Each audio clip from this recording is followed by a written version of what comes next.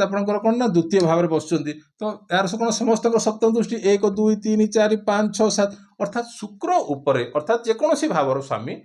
ଯେକୌଣସି ଭାବରେ 4ଟି ଗ୍ରହ ବସିଥିବେ ଆଉ ତାର କ'ଣ ଲଗ୍ନ ଅର୍ଥାତ୍ କିଏ ବ୍ୟକ୍ତିତ୍ୱ ଚାହିଁଲେ ତ ସନ୍ନ୍ୟାସୀ ଆଡ଼କୁ ଯିବ ନା। ଯଦି ଗ୍ରହର ଦୃଷ୍ଟି ଲଗ୍ନେଶ ଉପରେ ପଡୁଛି ତାହେଲେ କ'ଣ ହଉଛି ନା କ'ଣ ଲଗ୍ନେଶ ଉପରେ ପଡୁଛି ତାହେଲେ ଆମେ ଜାଣିବା ଯେ କ'ଣ ତାର ବ୍ୟକ୍ତି ଜଣକ କ'ଣ ନା ସନ୍ନ୍ୟାସୀର ଯୋଗ ଅଛି। ସନ୍ନ୍ୟାସୀର ଯୋଗ ଅଛି। ଆଉ ଯାହାର ମଧ୍ୟ ବି ଦଶମ ଭାବ ହଉ କିମ୍ବା କ'ଣ ନା ଏକାଦଶ ଦଶମ ଭାବ କୋଉଟା ନା ଏଇଟା ଦଶମ ଭାବ ଆଉ ଏଇଟା ହଉଛି କ'ଣ ନା ଏକାଦଶ ଦଶମ ଭାବ ହଉ କିମ୍ବା ଏକାଦଶ ଭାବରେ ଯଦି ଅଧିକା ଗ୍ରହ ଥିବ ଅଧିକା ଅର୍ଥାତ୍ କେତେଟା 4ଟାରୁ କିମ୍ବା 5ଟା ଭିତରେ କାହିଁକି ନା ଦେଖନ୍ତୁ ଗୋଟିଏ ଯଦି ଏଭଳିଆ ତ କ'ଣ 12ଟି କୋଠରୀ ରହିଲା 12ଟି ଘର ରହିଲା 12ଟି ଘର ଭିତରେ ଯଦି 4ଟା ଗ୍ରହ ରହିଲେ ଆହୁରି କେତେଟା ଗ୍ରହ ଥିବେ ଆଉ କେତେଟା ଗ୍ରହ ରହିଲେ ନା 5ଟି ଗ୍ରହ ରହିଲେ ଟୋଟାଲି କ'ଣ ଆସିଲା ନା 9 ଗ୍ରହ ଆସିଲା 9ଟି ଗ୍ରହ।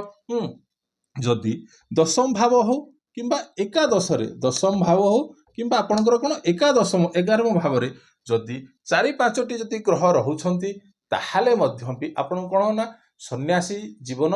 ଆଡ଼କୁ ଆପଣଙ୍କର କ'ଣ ମନ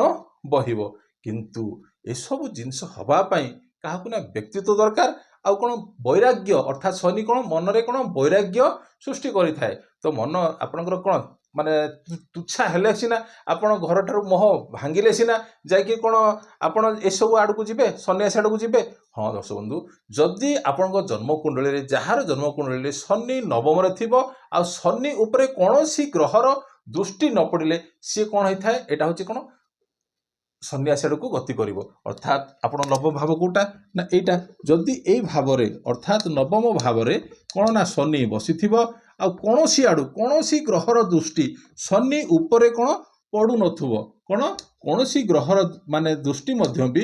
ପଡ଼ୁନଥିବ ତାହେଲେ କ'ଣ ହେବ ନା ଏ ବ୍ୟକ୍ତି ଜଣକ କ'ଣ ହେବ ନା ସନ୍ନ୍ୟାସୀ ଆଡ଼କୁ 100% ଯିବ। ଅର୍ଥାତ୍ ଶନି କ'ଣ ନା ଦୁଃଖ ଆଉ କ'ଣ ନା ବୈରାଗ୍ୟ ମଣିଷ ଭିତରେ କ'ଣ ବୈରାଗ୍ୟ ସୃଷ୍ଟି କରିଥାଏ ଆଉ ସେ କ'ଣ ମାନେ ସେ କ'ଣ ଶେଷରେ କ'ଣ ହେଇଯାଏ ନା ଭାଗ୍ୟ ଭାବରେ ବସିଛି। ଅର୍ଥାତ୍ କ'ଣ ହେଉଛି ନା ଧର୍ମ ଭାବର ଆମେ ଯଦି ଦେଖିବା ଏଇଟା ଧର୍ମ ଅର୍ଥ କାମ ମୋକ୍ଷ ଧର୍ମ ଅର୍ଥ କାମ ମୋକ୍ଷ ଧର୍ମ ଭାବରେ ଅର୍ଥାତ୍ ସେ ବ୍ୟକ୍ତି ଜଣକ 100% ଯିବ କୋଉଠିକି ନା ସନ୍ନ୍ୟାସ ୟୋଗ ଆଡ଼କୁ ସେ କ'ଣ ତାର ମନ ନିଶ୍ଚିତ ରୂପେ ବଳେଇବ। ଆଉ ଯଦି ଜନ୍ମକୁଣ୍ଡଳୀରେ ନବମ ଭାବରେ କ'ଣ ନା ଚନ୍ଦ୍ରମା ଥିବ ଅର୍ଥାତ୍ ଚନ୍ଦ୍ରମା କିଏ ନା ମନକାରକ ଗ୍ରହ ଯଦି ନବମ ଭାବରେ ମଧ୍ୟ ବି ଆପଣଙ୍କର କ'ଣ ହେଉଛି ନା ଚନ୍ଦ୍ରମା ଥିବ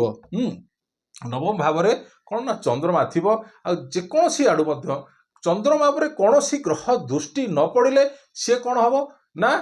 କର୍ମ ମାନେ କ'ଣ ହେଇଯିବ ନା ସିଏ କ'ଣ ହେଇଯିବ ଆପଣଙ୍କର କମଜୋର ହେଇଯିବ। କ'ଣ ଯଦି ଚନ୍ଦ୍ରମା